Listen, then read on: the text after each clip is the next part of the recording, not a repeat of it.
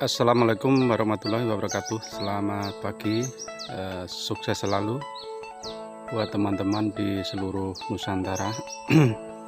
Di pagi hari ini kami berkunjung ke rumah Bapak Sunario yang sama-sama warga Tramikasi dari Jawa. Kalau beliaunya sendiri ini angkatan dari Jawa Tengah, dari Kabupaten Magelang. Kalau saya sendiri dari Jawa Timur. Nah, dia beliaunya. Nah, mungkin sedikit saya akan bercerita tentang lokasi ini dulu. Pada saat ini beda dengan yang mungkin 9 tahun yang lalu. Ini di sekitar sini tuh masih hutan. Ya, sebenarnya sih untuk yang di ujung sana itu masih hutan belantara karena itu alhamdulillah kayaknya untuk kanan kiri rumah Bapak Sunario ini sudah jadi kolam. Ya mudah-mudahan nanti untuk kolamnya itu terisi ikan-ikan yang bisa dimanfaatkan untuk masyarakat sekitarnya.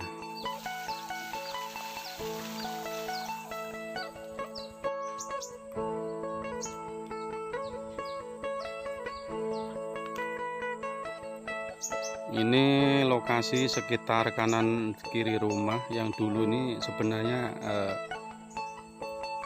rawa, karena untuk ditanami apapun waktu itu memang belum bisa istilahnya ada hasil.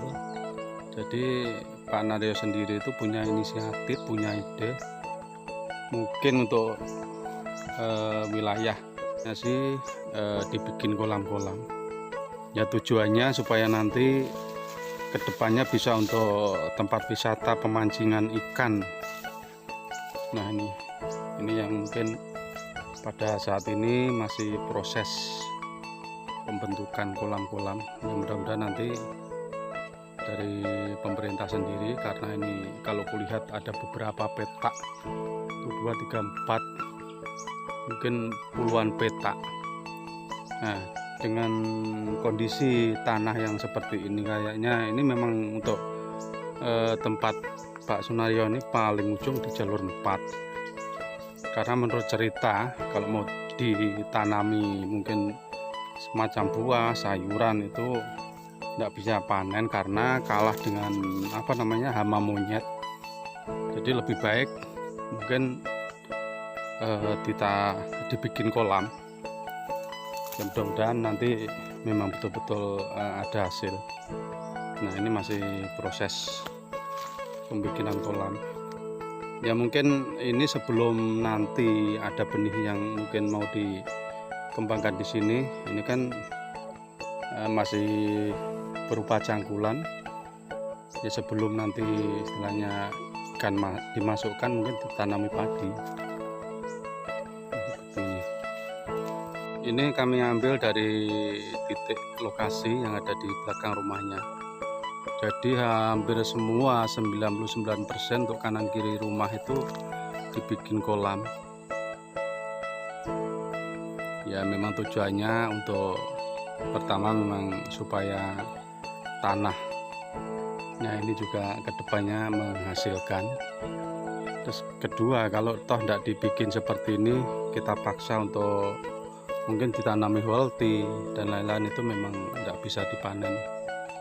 Nah, karena untuk perbatasan tanah punya Pak Nario ini masih hutan, jadi secara otomatis untuk hama seperti monyet yang tadi kukatakan itu memang tidak bisa dikendalikan.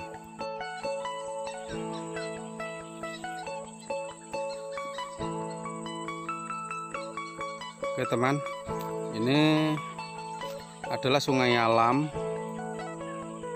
di belakang rumah, jadi berbatasan lah dengan hutan.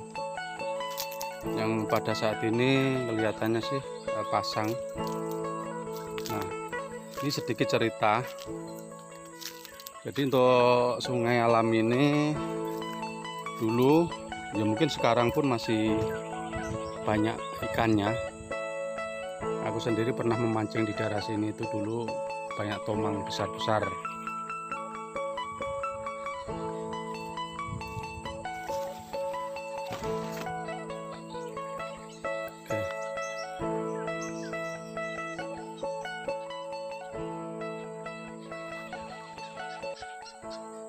Nah, perlu kami sampaikan bahwasanya sih sebenarnya itu kalau kami lihat dari istilahnya denah rumah-rumah di Tran ini, seharusnya untuk di belakang rumah ini, kalau rata-rata kami lihat per jalur itu seharusnya memang untuk sungai primer sekunder itu harus ada.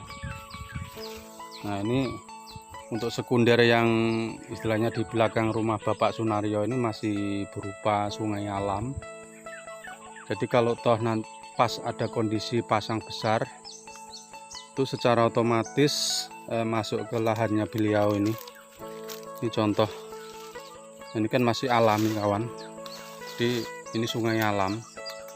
Jadi belum terbentuk istilahnya tanggul ya. Jadi secara otomatis kalau pas musim hujan juga dibarengi dengan pasang tinggi, itu rata-rata untuk lokasi rumah di jalur 4 yang belum di belakangnya belum tersentuh dengan tanggul atau kanal sekunder itu secara otomatis banjir. Jadi kalau menurut informasi dari teman-teman di jalur 4 ini, jadi sebenarnya dari batas terakhir sekunder yang ada di jalur 4 itu sampai ujung rumahnya Bapak Sunaryo itu kurang lebih 500 meter. Jadi sebenarnya itu sering sih kita sampaikan ke pemerintah, baik pelaksana yang sering menangani yang di lokasi tramigasi, kurang lebih yang belum digarap waktu itu 500 meter. Ya mudahan dengan video yang mungkin pada saat pagi hari ini kami buat, nanti kedepannya pemerintah itu lebih istilahnya ada kebijakan untuk meneruskan sekunder yang ada di jalur 4.